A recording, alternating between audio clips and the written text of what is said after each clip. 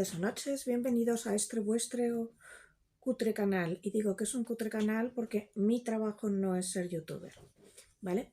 Mi trabajo no es ser influencer, mi trabajo es otro.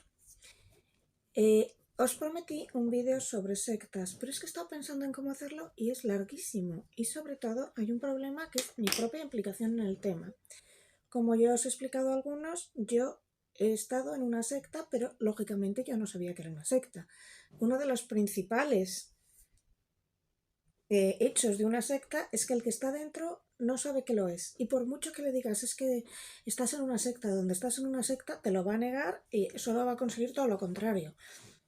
Que te eche de su vida por haber llamado secta a su grupo. En Estados Unidos, para no meterse en líos legales, muchas veces llaman grupos de alto control. ¿Para qué? Pues, por ejemplo, el sitio, la secta donde estaba Tulsi Gabbard, que actualmente va a ser en el gabinete de Trump la directora de la CIA, más o menos, la directora de inteligencia, pues no se la puede llamar secta porque oficialmente no lo es y no sea que vaya Tulsi o cualquiera y te demande. Entonces ya está, grupo de alto control, ¿no? Con lo cual yo voy a usar las palabras grupo de alto control todo el rato para que lo entendáis, incluso en el donde estuve yo. Entonces he decidido que lo voy a hacer en varios capítulos porque es imposible contar todo en uno. Y lo voy a ir resumiendo, lo voy a ir comprimiendo en una introducción que voy a usar a Isabel Pantoja porque se entiende muy bien. Dos sería entonces una introducción sobre lo que es grupos de alto control y lo peligroso que es el buenismo en este caso y la relatividad cultural y el relativismo cultural, peligrosísimo. 2 iría a mi experiencia, 3 a la experiencia de una amiga mía en un grupo que no tenía nada que ver. En ambos casos nunca se consideraron sectas. El último será sobre partidos religiosos que funcionan como grupos de alto control. Digo partidos, perdón, políticos. Quiere decir que las sectas no son siempre religiosas. Puede ser un grupo de oración, puede ser un grupo de yoga, un grupo de pilates, un grupo de excursionistas. La famosa Unión de Excursionistas de Sabadell, el grupo a partir del cual otro grupo se supone que asesinó a una chica que se llamaba Elena Giovanni, pues si tú tecleas en internet Unión de Excursionistas de Sabadell, vas a ver que todos los comentarios son secta, secta, secta, secta. Curiosamente, uno de los casos que os voy a dar, el de mi amiga, era también una unión excursionista. Entonces lo que tenéis que entender es, secta se llama al principio a lo que es una escisión, seccionar, sectar, es decir, lo que se corta y se va a otro lado.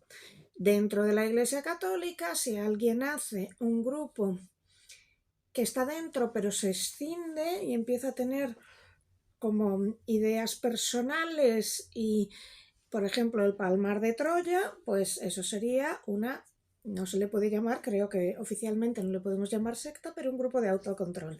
Pero bueno, que si sectas a las que se les llama sectas de verdad, yo qué sé, los davidianos, pues esto es una secta. Pero ya digo que voy a tener que emplear la palabra grupo de autocontrol para no meternos en líos. Pero nos entendemos. Vamos a empezar por el caso Isabel Pantoja, que es que me ha dado un ejemplo buenísimo.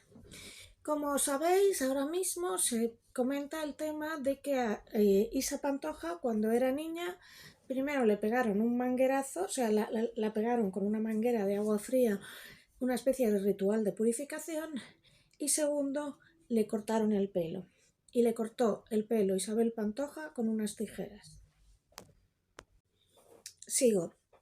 En teoría, lo que se hacía, o lo que había hecho Isabel Pantoja y su hijo, es que como habían determinado que su hija no era virgen, es decir, que Isabel Pantoja no era virgen, Isabel Pantoja hija, y lo habían determinado porque un ginecólogo chalado al parecer se lo dijo, que en principio si eso es verdad, a ese médico habría que denunciarle porque ha violado la intimidad de una menor, y es denunciable y va contra, no solo contra el Código Penal, sino contra el Código Deontológico. Pero bueno, en principio, como se suponía que ese médico había dicho que ella no era virgen, primero le pegaron unos manguerazos. ¿Por qué? Porque eso es un rito de purificación gitana ancestral. El rito de purificación por el agua. y Isabel es hija de 2 gitanos. No entiendo otra razón sino para hacerte esto. Y lo segundo es cortarle el pelo, que es otro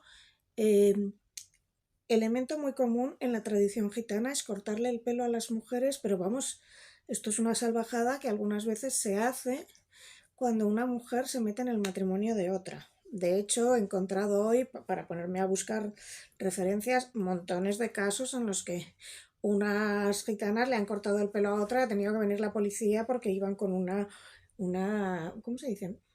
Razor, una maquinilla de afeitar para cortarle el pelo a otra. Bueno, vamos a ver que solo lo de cortarle el pelo. Cortarle el pelo a tu hijo sin permiso y con la intención de hacerle un daño moral o un castigo es un delito contra la integridad moral. Código Penal, creo que es el artículo 173. Entonces, ¿no le puedo cortar el pelo a mi hijo si tiene piojos? Sí, si tiene piojos, sí. Si se le ha enredado el pelo, sí. Si lo tiene larguísimo y no hay forma de peinarlo, sí. La idea es que si se lo cortas como humillación. Es decir, Isabel Pantoja, hija, tiene un pelo espectacular, pues yo se lo corto para que no salga a la calle. Porque dentro de su grupo llevar el pelo corto es un problema y sobre todo mal cortado, para que no salga, se atreva a salir, con lo cual también hay un delito de coacciones, ahí, que es impedirle su libre circulación. Bien, en aquel momento vamos a explicar cómo funciona este tipo de secta. Sale años después, de secta, perdón, no, de grupo de autocontrol, de grupo de alto control. Sale años después una señora, Raquel Bollo creo que se llama, que justifica esto y dice, bueno, es que la niña era muy mala y esto no justifica un delito, pero para ellos está justificado porque en su grupo se justifica porque ellos no creen que es un delito. Entonces vamos a ver cómo funciona este grupo de autocontrol. En el centro están siempre los que tienen más poder. En este caso es Isabel Pantoja, pero sobre todo su hermano, su madre y su padre ya fallecidos, ¿vale? Este es el centro de control. Alrededor se mueve primero un grupo del círculo más cercano, que es el que comparte de verdad lo que ellos sienten. Entonces, están alrededor porque tienen los mismos valores y consideran que está bien que le hayan cortado el pelo a la niña y le hayan pegado un manguerazo. Y el tercer círculo son los cómplices. Vamos a explicar que esta teoría viene de 2 pensadores diferentes. Uno es Olbeus, ya lo pondré aquí, y otro es Pierre Bourdieu. Pero los dos hacen la teoría del poder en círculos, uno para explicar acosos y otro a nivel sociología, psicología social o sociología.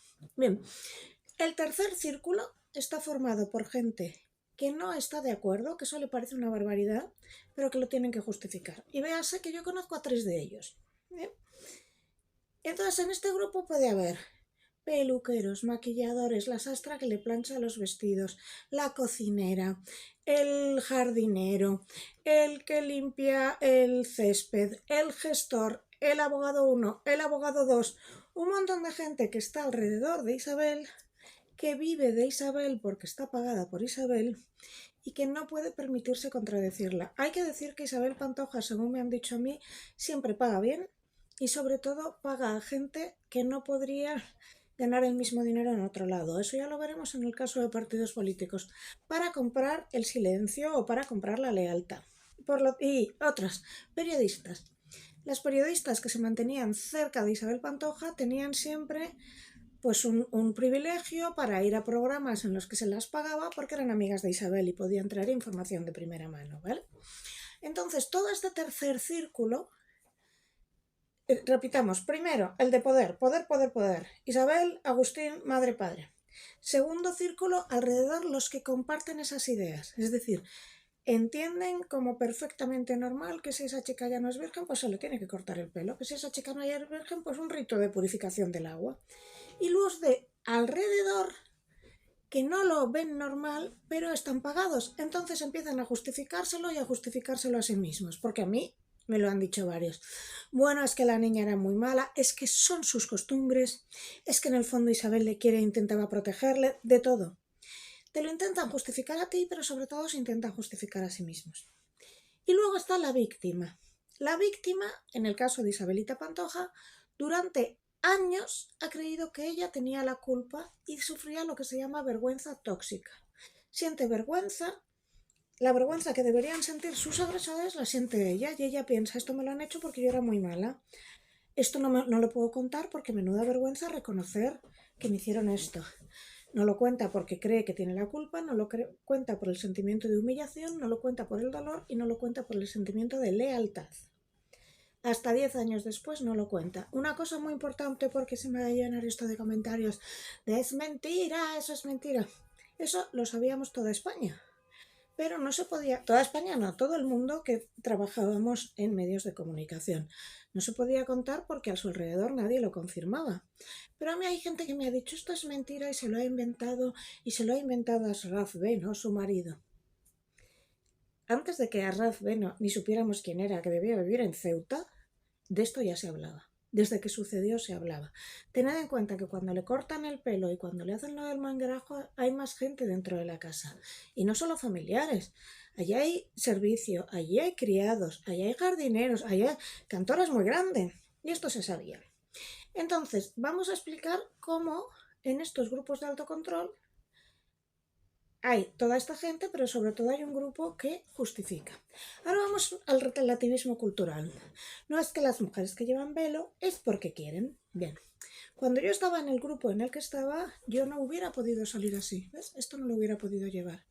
Yo iba siempre además tenía unas camisetas muy monas que tenían como una cenecita aquí y luego una cosa horrorosa, como una gorguera de estas que llevaban los antiguos. Pero yo, si no, iba siempre cerrada hasta aquí, no usaba bikini, no usaba vaqueros teñidos, faltaba más, ni minifalda, ni pantalones cortos. Hasta que me fui muy joven y tendría que contar por qué me fui. Me captaron muy joven también, ¿eh? Tendría que contar por qué me fui.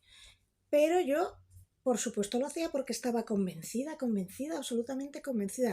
Que se viera la tira del sujetador, solo eso, vamos, ni loca. Si iba a misa, por supuesto iba tapada, ya podía hacer fuera 44 grados que yo iba a ir con una rebequita porque no podía enseñar los hombros, no podía llevar camisetas de tirantes, mi pelo, que era un problemón porque mi pelo era muy rizado y mucho, tenía que ir siempre recogido y no sé cuántos coñazos más que ya ni recuerdo. ¿Yo lo hacía porque quería? Yo creía que sí. Ahora, ¿había estado manipulada mucho tiempo? Ya lo veréis cuando hable del tema. Cuando te dicen, bueno, es que no te puedes meter con sus costumbres, son sus costumbres. No te puedes... He recibido yo un montón de mensajes porque he hablado de esto en mi perfil de Instagram diciendo, no te puedes meter con que le corten el pelo porque son sus costumbres. Cuando Paula Fraga se atrevió a criticar la prueba del pañuelo de los gitanos, la que recibe.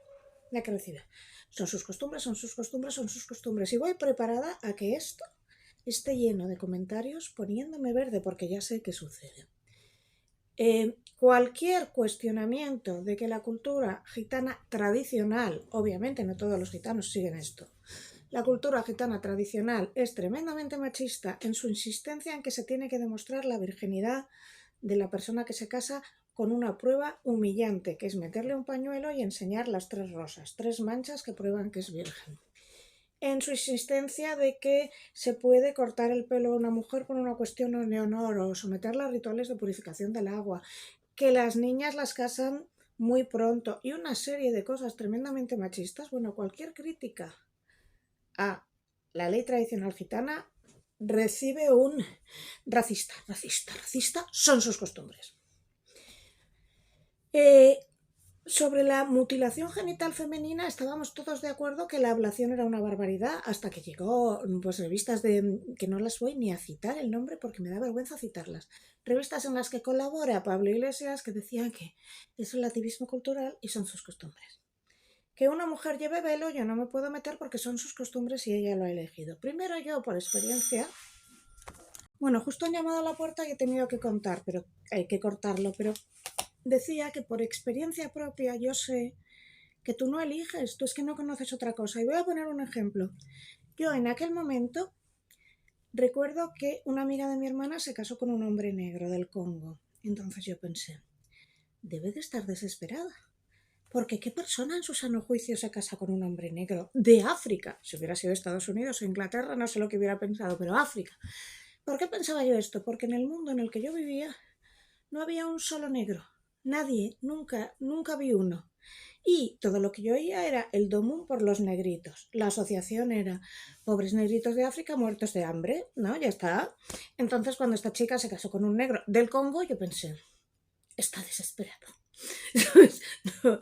Bueno, años después descubrí que se había casado con un chico guapísimo y además millonario, pues de familias, 4 familias ricas del Congo son muy ricas. Y por lo visto, pues de la ex nobleza y no sé, pero vamos, que al contrario de lo que yo creía, se había casado con un chico guapo, de dinero, encantador por cierto, y tiene los hijos más guapos del mundo. Pero con esto te quiero decir que si tu único mundo es el que tú vives, pues obviamente tú pensarás, me pongo el velo porque todo el mundo lo lleva, ya está, nadie se casa con un negro porque nadie se casa con un negro, este tipo de cosas. Esto es la presión societal. Pero es que incluso vamos a poner otros ejemplos.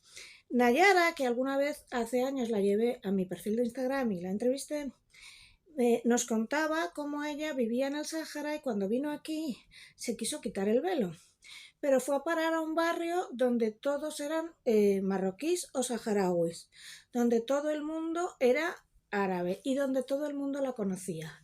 Cuando se intentó quitar el velo, hubo una llamada de teléfono a su madre, que a su vez su madre le llamó a ella y le dijo que se tenía que poner el velo porque el honor de la familia residía en ella. Como sabéis o no lo sabéis, yo he vivido varios años en Marruecos y de ahí tengo a muchísimas amigas. Bueno, pues las amigas que vivían aquí, eh, si vivían fuera de Madrid, en su casa llevaban el velo y cuando venían aquí se lo quitaban, pero con mucho cuidado no fuera que las vieran, porque si las veían iba a suceder lo mismo. En el pueblo donde yo vivía en Marruecos, Sidi Rajal, a nadie se le hubiera ocurrido, según qué niveles, quitárselo porque les iban a avisar. En donde yo vivía no, iban todas sin velo, pero según qué entornos no podían. Entonces vamos a volver a mí. Yo, por ejemplo, de pequeña, cuando empecé a apartarme de todo eso, pues cuando salía de casa me cambiaba y me ponía una minifalda y me ponía escote y me maquillaba, porque yo no me podía maquillar. Esto no podía ser. Pero vamos, ni colorete, no te podías maquillar. Bueno, pues mi miedo era y si me subo en el autobús y alguien me ve y se lo cuentan, ¿sabes? Ya contaré mi historia después, pero tú dices, es que estas mujeres llevan el velo porque quieren.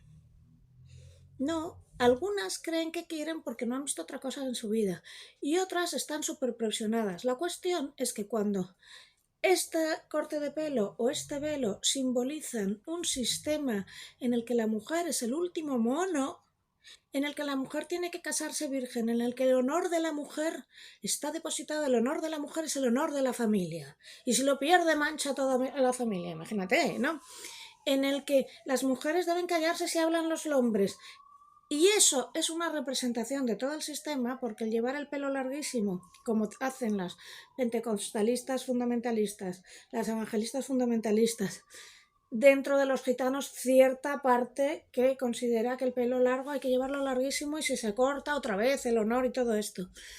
O sea el velo o sea lo que sea, entonces no me puedes decir que una mujer lo ha elegido. Porque nadie en su sano juicio y con información elegiría un sistema que le va contra ella. Ahora, si no tienes otra información, no puedes. De ahí quería ponerme a hablar sobre el relativismo cultural. El buenismo de la neoizquierda se ha convertido en derecha. Porque una de las cosas que digo siempre es, no te engañen con lo de izquierda y derecha, porque es simplemente divide y vencerás. Durante años y años y años la izquierda ha sido atea, la izquierda ha sido defensora del laicismo y la izquierda ha sido defensora de la libertad de las mujeres y era completamente antivelo, anti-islam, anticatolicismo por supuesto y ante cualquier cosa que usara una excusa religiosa para controlar a las mujeres. Entonces de repente llega un día siguiente la izquierda posmoderna, la neoizquierda, la izquierda brille y brille, la izquierda patinete, como lo quieras llamar, y te dicen... ¿Dónde decíamos Diego? Decimos Diego. Ahora hay que hacer lo que nosotros decimos. Por lo tanto, si alguien se pone un velo, no, ya no es un símbolo de opresión, no, ahora es una cosa moderna y emancipadora. Si hay una prueba del pañuelo, que antes decíamos que barbaridad, ahora tenemos que decir son sus costumbres. Si hay que le cortan el pelo ritualmente a una chica porque ya no es virgen, oye, son sus costumbres, nos tenemos que callar. Oye, no, basta ya de relativismo cultural, las cosas no son relativas, la ablación es una barbaridad. Que le cortan el pelo a una niña por no ser virgen es otra barbaridad. Vamos a un tema que yo flipé. En la revista en la que escribía el señor, y sigue escribiendo, que yo sepa, Pablo Iglesias, cuyo nombre no me da la gana decir porque encima les haría publicidad, sacaron un artículo diciendo que no nos podíamos meter con el burka porque nosotros éramos unas malvadas feministas privilegiadas blancas y son sus costumbres. Primero, el burka jamás ha sido el traje tradicional de Pakistán. El traje tradicional de Pakistán, si lo digo de Afganistán, el antiguo, era una especie de traje de lagarterana un poco orientalizado. Y ya, bastante bonito, he de decir. Con mujeres sin velo, con unas trenzas. Y ya. Y con una coronita a veces, pero ya. O sea que no era la costumbre. Lo de ponerles el burka es una obligación. Segundo, si fuera su costumbre que no lo era, las costumbres desaparecen. Es decir, si no hubiéramos evolucionado y todavía estuviéramos en el tiempo de los vikingos, pues si perdieras una guerra tendría que venir el jefe del bando contrario a sodomizarte. Si no hubiéramos evolucionado y siguiéramos en el siglo XVIII, cuando se hizo el sí de las niñas de Moratín, una mujer tenía que casarse con quien decía su padre y pare usted de contar. Y no tenía opción otra cosa. Si simplemente vamos a 1976, en el tiempo de mi madre no podía votar, no podía tener una cuenta corriente a su nombre sin permiso de su marido, no podía tener un carnet de conducir sin permiso de su marido y no podía salir fuera de España sin permiso de su marido. ¿Vale? En 1977, cuando yo tenía 11 años. Y nadie dice ahora, ¡ah! Es que eran sus costumbres. Todo lo contrario, la izquierda de patinete, el franquismo era muy malo. Claro que era muy malo, pero aquí este rollo de lo que yo digo está bien y lo que yo digo está mal y tú te lo comes, pues eso es un movimiento sectario. Por eso de aquí es donde yo quería llegar para unirlo a ciertos partidos políticos que funcionan como sectas o grupos de alto control. Entonces lo vamos a dejar aquí por hoy. Siguientes capítulos serán...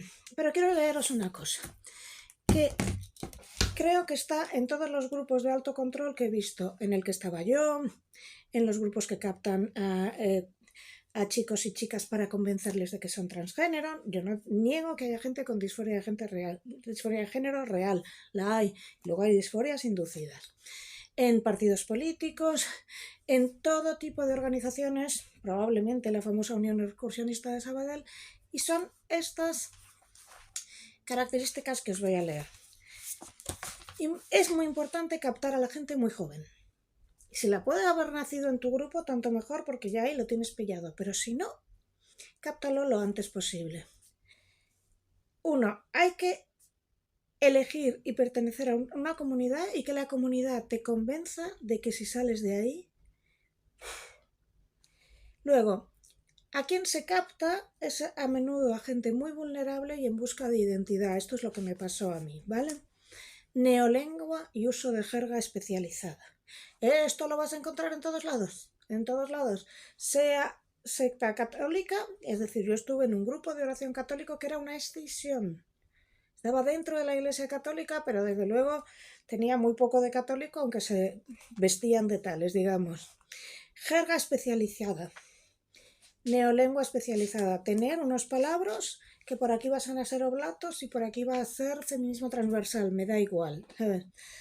Aislamiento social y familiar. Cuando te captan, intentan, yo recuerdo, no le hables de esto a tu familia. Siempre intentan que si tu familia no está en el grupo o tus amigos no están en el grupo, apartarte de ellos. Fe y creencias. Tú estás allí porque vas a salvar el mundo. Esto ya te lo digo yo. Y lo mismo si estás en un partido de izquierda patinete porque es que hay que crear un mundo nuevo, que si estabas en el grupo de oración al que estaba yo. Hay que crear un mundo nuevo.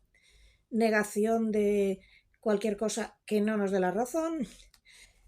Victimización e inversión victimaria, ya hablaremos de esto, porque ahora la víctima es Isabel Pantoja.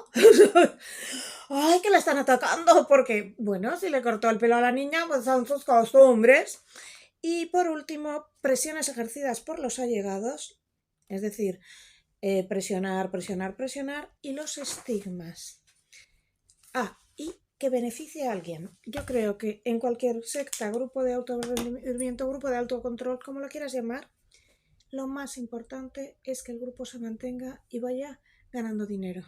En algunos casos se quiere hacer muy grande, como fue el caso Podemos, que funcionaba como grupo de alto control. Véase que no he dicho secta, he dicho grupo de alto control. Y en otros casos no quiere crecer. Por ejemplo, el grupo en el que está Tulsi Gabbard es un grupo, o presuntamente está, que no tiene intención de crecer más, que los elegidos son muy pocos elegidos y que se quieren mantener pocos y en secreto. Esto suele suceder en grupos de alto control que manejan mucho dinero y a los que son muy difícil entrar. Entonces, este es el de hoy, es el capítulo 1. Os recuerdo que el capítulo 2 será lo que me pasó a mí y el capítulo será lo que pasó a mí comparado con lo que le pasó a otra amiga. Y he elegido, mira que tengo ejemplos que dar un montón, pero he elegido 2 ejemplos de sectores muy distintos para que se vea que no pasa solo en sectores católicos, que repito, todo mi respeto a la Iglesia Católica, pero yo estaba en un grupo dentro, en una escisión. Y el último será partidos políticos y cómo funciona exactamente igual y cómo yo puedo verlo, porque de pequeña estuve en algo así, entonces se ve, y como siempre intentan captar a gente muy joven y en situación de vulnerabilidad. Por último, solo quiero decir una cosa. Yo estoy haciendo un máster en neurociencia. Para hacer este máster he tenido que dejar de trabajar. Yo vivía de hacer cursos, de hacer consultas privadas y demás, pero el máster me quita la posibilidad de hacerlo. Mi sueño dorado es, cuando acabe el máster, abrir un pequeño localito y será psicología, neurociencia, escritura expresiva. No me voy a hacer rica con ello, pero bueno, ya me dará. Para conseguirlo, pues tengo que colocarme. Entonces tengo este libro que de verdad funciona, os juro que funciona. Es un manual de escritura expresiva y de verdad que funciona. Yo no monetizo mis redes, yo no monetizo el canal de YouTube, ni Instagram, ni Twitter, que podría, que tengo casi 150.000 seguidores, no lo monetizo, precisamente para mantener independencia. No anuncio nada, precisamente para mantener independencia. No he rechazado trabajos porque no quiero ser la típica periodista al servicio de un partido que le dice lo que tiene que decir exactamente, y esto me ha costado muy caro. Si compras este libro, te haces un favor a ti misma, a ti mismo, pero sobre todo me lo haces a mí. Esto es fundamental para mí. Muchísimas gracias. El libro se llama La escritura que cura y lo puedes encontrar en Amazon, en Corte Inglés, en FNAC. Normalmente lo puedes encontrar por internet mucho más fácil que en librerías. Y es un manual de escritura expresiva para hacer un programa de desarrollo personal y funciona. Créeme, funciona. Créeme, vuelvo a ir, funciona. Y nada, Por favor, otra cosa importante, suscríbete, dale like. Y si quieres, oye, sigue contando sobre sectas, deja sí, porque cuanto más comentarios haya, más se mueve esto. Y bueno, también tengo que decir que me he pensado mucho si contar lo que me pasó a mí, porque me meto en un follón. Porque esta gente supongo que seguirá viva en alguna parte y se les puede reconocer. Y sobre todo 2 personas que estaban dentro yo mantengo contacto y me da mucha pena lo que ha pasado. Pero bueno, que ya veré la manera y que os juro que la historia la tiene, Vale, pues muchas gracias, suscríbete, dale like.